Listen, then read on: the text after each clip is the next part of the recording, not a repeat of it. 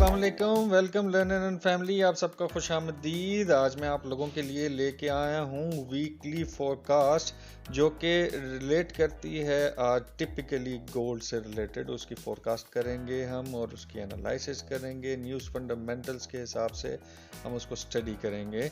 और साथ ही साथ हम आज मेजरली देखेंगे डॉलर इंडेक्स के हवाले से कौन कौन से लेवल्स हमें देखने को मिल सकते हैं इस वीक में, ताकि हम बेहतरीन ट्रेड जर्नी का आगाज़ कर सकें गोल्ड के हवाले से। और गोल्ड के उस पॉइंट्स को देखेंगे जो टर्निंग पॉइंट को जहन में रखते हुए हमें कौन सी लेवल्स का नज़ारा करा सकता है और कौन कौन से लेवल्स पे रह के हमें ट्रेड करनी चाहिए। फिर हम ये भी देखेंगे अगले वीक हमें कौन कौन सी वॉलेटाइल न्यूज़ का सामना करना पड़ सकता है और कहाँ से हमें अपनी ट्रेड जर्नी का आगाज़ करना चाहिए। और उन दोस्तों के लिए पैगाम जो कि सेफ ट्रेड करने की ख्वाहिश रखते हैं और जिनकी ट्रेड्स माइनस से शुरू होती हैं और माइनस पे ख़त्म होती हैं, ये वीडियोस ये एनालिसिस आपके लिए हैं। इनको एंड तक लाजमी देखा करें ताकि आप बेहतरीन प्रॉफिटेबिलिटी का फ़ायदा उठा सकें और बेहतरीन तरीके से इस ट्रेड जर्नी को एंजॉय करते हुए आगे जा सकें। तो अब चलते हैं अपने टॉपिक की तरफ, गोल्ड के फोरकास्ट और एनालिसिस इस छोटे से ब्रेक के बाद।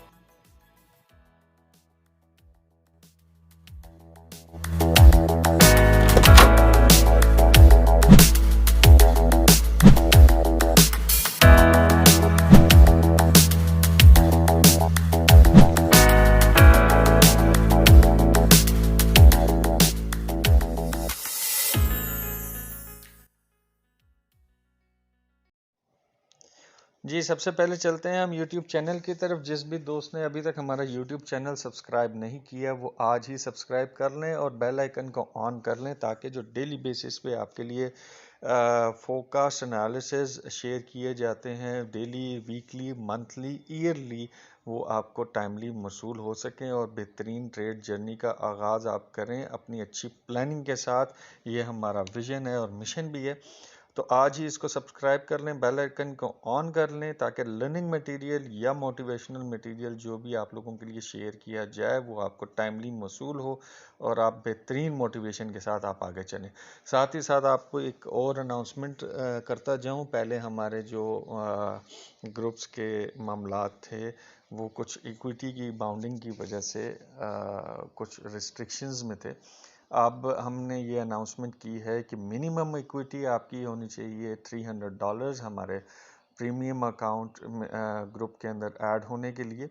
और उसके कोई किसी किस्म के कोई चार्जेस नहीं है, जस्ट आपने फुलफिल करना है हमारे आईबी के अंडर अपना अकाउंट बनाना है जो आपको डिस्क्रिप्शन में मिल जाएगा।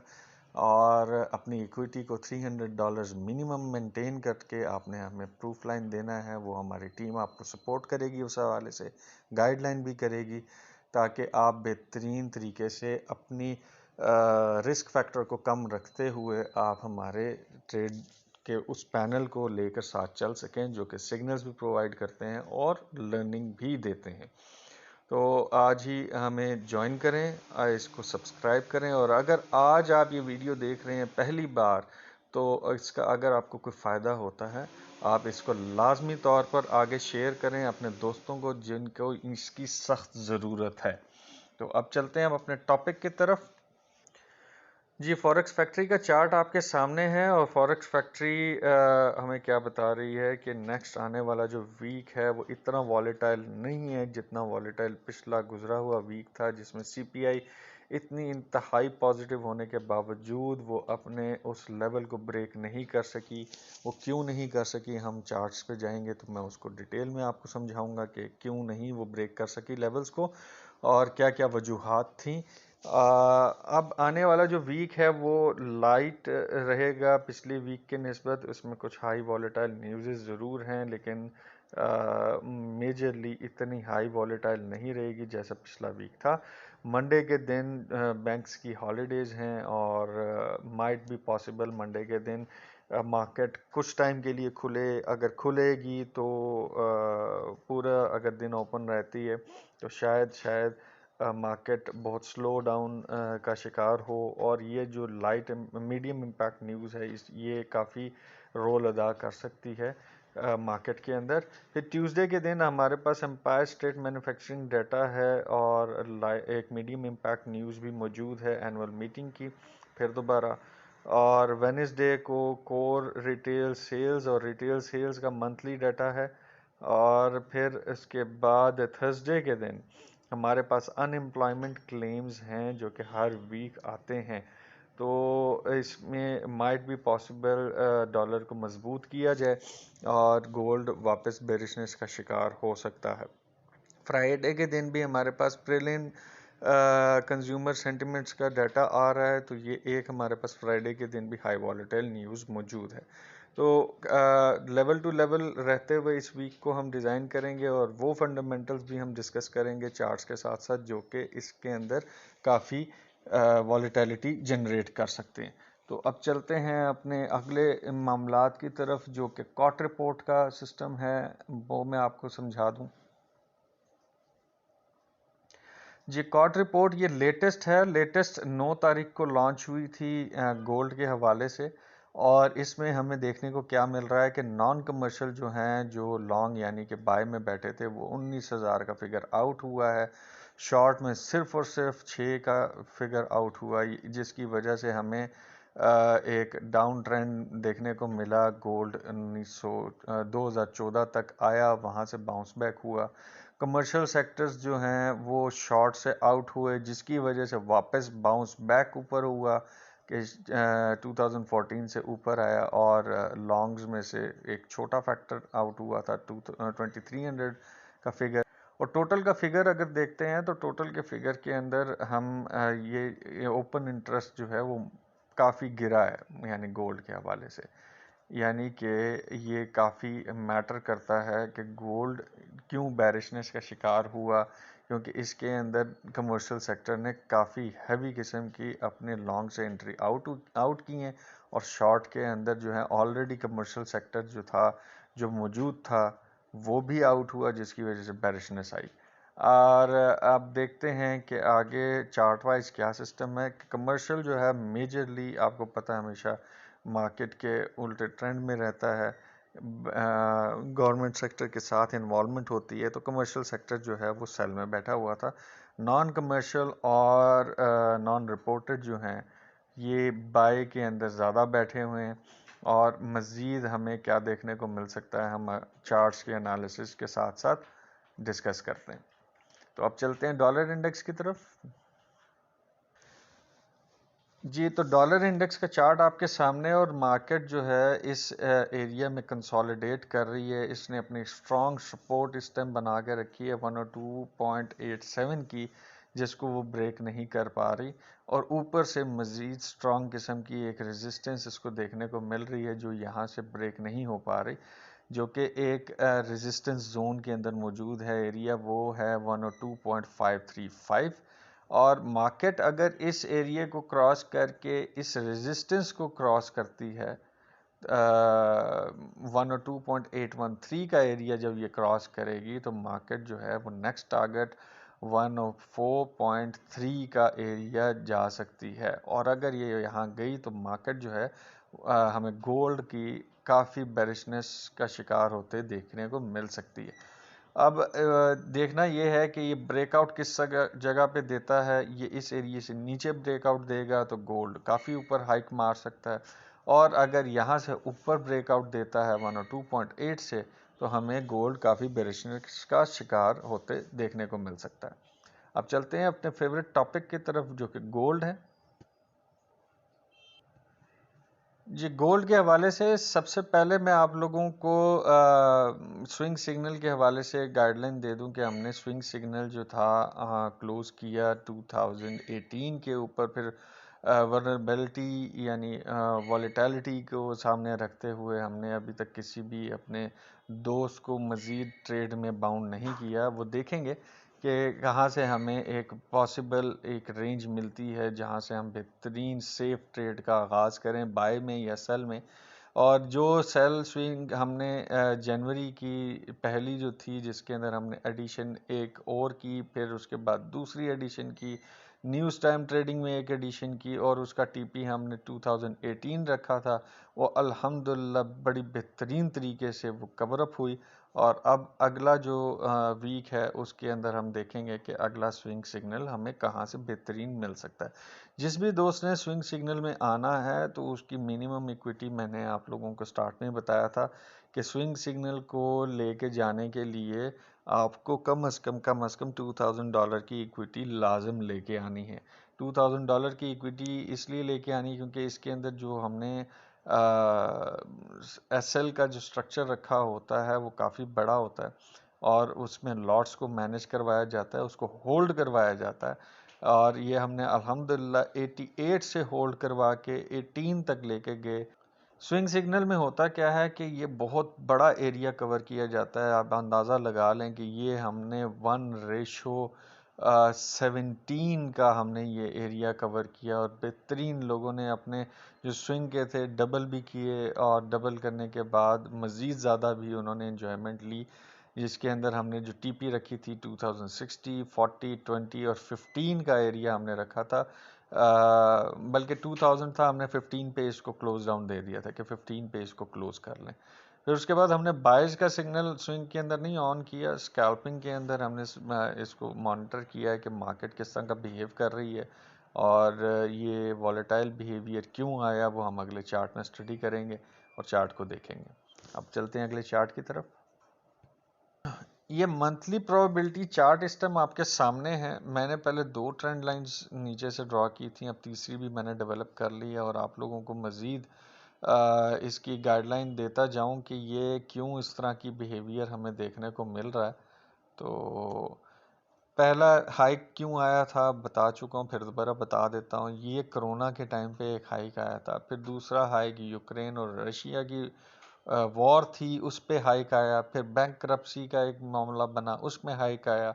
फिर पैलेस्टीन और इसराइल की जो वॉर थी उसकी वजह से एक हाइक आया और मज़ीद एक और बीच में वॉर ऐड हो चुकी है जो कि यूएस वर्सेस लबनान है, जो रेड सी के मामले में इस टाइम बड़ी ज़ोर शोर से मामलात लेके चल रहे हैं। तो अब हमने देखना क्या है कि मार्केट किस तरह की बिहेवियर हमें दिखा सकती है। मार्केट अब इस वॉर के हवाले से अपना एक मज़ीद एक बड़ा हाई लगाएगी। उस हाई लगाने के लिए मार्केट एक अपना पुल बैक दिखा के एक रिट्रेसमेंट लगाने की कोशिश करेगी नीचे की, क्योंकि बुलिश एनगल्फिंग 2 मेजर हमारे पास मौजूद हैं। एक ये बुलिश एनगल्फिंग है, एक ये बुलिश एनगल्फिंग है। तो मार्केट माइट बी पॉसिबल कि ये इसमें एक रिट्रेस लगाकर नीचे की तरफ आकर वापस एक हाइक लगाए और बड़ा टारगेट अचीव करने की तरफ जा सकती है, जो कि एक नया हाई हो सकता है। जो प्रिडिक्टेड है कि 2220 का एरिया, 2225 का एरिया जो है वो अचीवमेंट की तरफ लेके जाए, वो आप अपने प्लानिंग के अंदर रख सकते हैं, क्योंकि ये एक नई सिनेरियो ऐड हो चुका है वॉर का और इस एरिया को हमने अपनी कंसिड्रेशन में रखा हुआ है। 2225 का एरिया जो है ये भी ब्रेक होने के करीब है, क्योंकि ये तीसरी वॉर इस टाइम एग्जिस्ट कर रही है। अब मंथ क्लोजिंग जो मैंने आप लोगों को पिछले वीक बताई थी कि हमने नोट करना है कि मंथ क्लोजिंग अगर हमें देती है 2034 से ऊपर, तो ये अपना बुलिश मोमेंटम नेक्स्ट टारगेट की तरफ लेके जा सकती है। और अगर ये मंथ क्लोजिंग हमें 1980s के एरिया से नीचे देती है तो ये अपनी रिट्रेस ले सकती है इस ट्रेंड लाइन के मुताबिक, जो कि 1918 to 20 का एरिया है। या मज़ीद अगर रिट्रेस डाउन लेती है इस वॉर की सिनेरियो को देखते हुए, ये मेजर ट्रेंड लाइन है जो कि 2019 से आगे कैरी फॉरवर्ड हो रही है और इस चैनल को मार्केट नहीं अभी तक तोड़ सकी। तो ये 1846 का एरिया है जहां तक मार्केट मैक्सिमम रिट्रेस लगा सकती है। और अगर इसका ब्रेक डाउन करके रीटेस्ट पे ऊपर की तरफ जाने की कोशिश करें तो 1765 का एरिया लीस्ट एरिया समझा जा रहा है। तो अब ट्रेंड जो है हाईली बुलिश है, वजूहात इतने फैक्टर्स ऐड हो चुके हैं और मज़ीद ये गोल्ड को ऊपर पंप करेंगे, एक रिट्रेस आएगा ज़रूर, वहाँ से आपको बेहतरीन बाय मिल सकती है। अगले चार्ट की तरफ चलते हैं।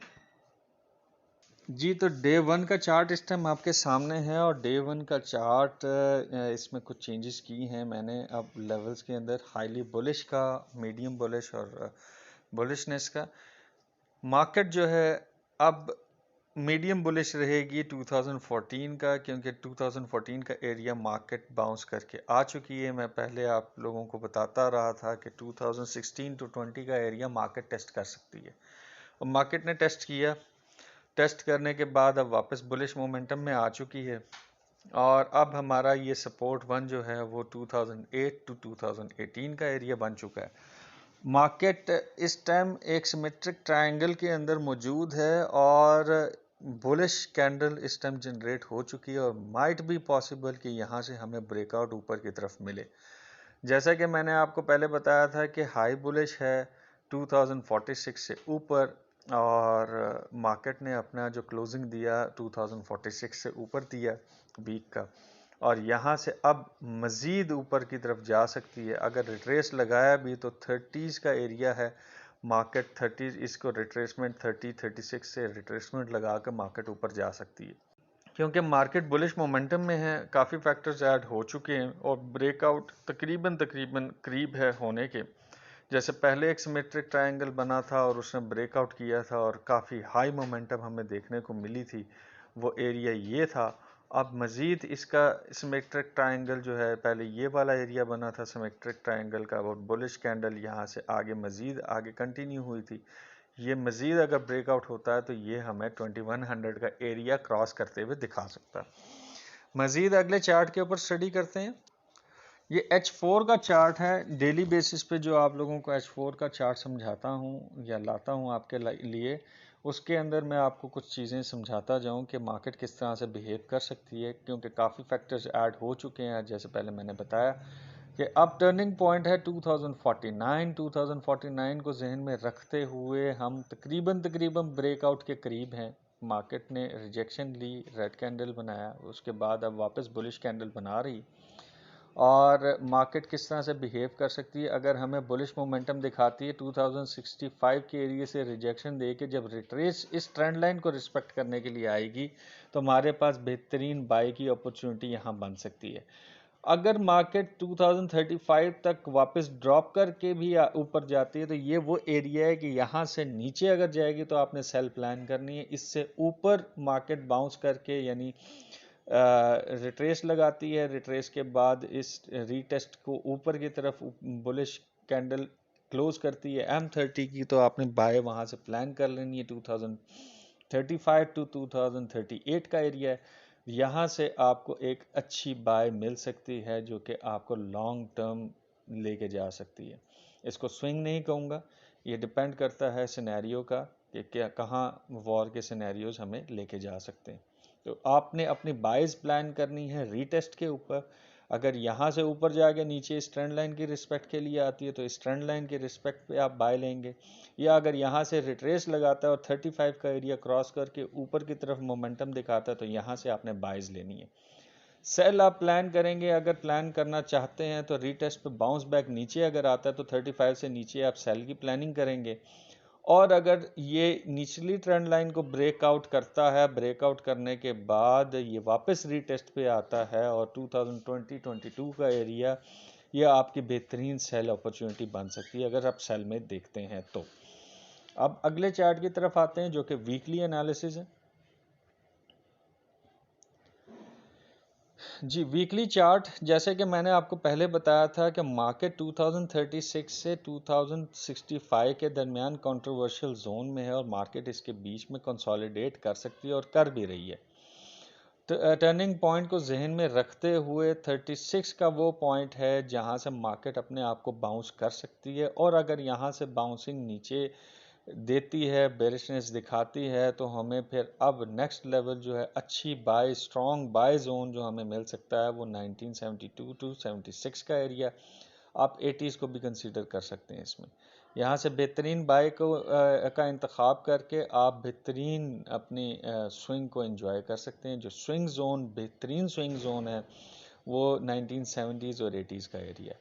और अगर तो वॉलेटिलिटी फंडामेंटल्स की बहुत ज़्यादा हो जाती है तो बेहतरीन स्विंग आपकी यहाँ से भी बन सकती है जो 36 का एरिया है। तो इन लेवल्स को आपने इग्नोर नहीं करना। सारे लेवल्स वही हैं, सिर्फ एक लेवल चेंज हुआ 2008 टू 18 का जोन इस टाइम डेवलप हो गया कि मार्केट अब इस जोन को रीटेस्ट करने के लिए अगर आती है तो बेहतरीन बाय का एरिया आपको मिल सकता है। मज़ीद अगर क्रैश होती है तो आपने रीटेस्ट के ऊपर ही अपने बाइज को प्लान करना है या फिर इसको नीचे रिट्रेस लगाने देना है, बेहतरीन जोन का इंतज़ार करना है। इन लेवल्स को आप अपने चार्ट्स में ड्रॉ कर लें और उम्मीद करता हूँ कि आपको ये लेवल समझ आ गए होंगे। लेवल टू लेवल रह के ट्रेड करिएगा। इस वीक में बेहतरीन आपको प्रॉफिटेबिलिटी मिले ये दुआ करता हूँ, और मुझे भी अपनी दुआओं में याद रखिएगा। अल्लाह पाक आपके रिस्क में इजाफ़ा करे, आपको खुशियाँ दिखाए।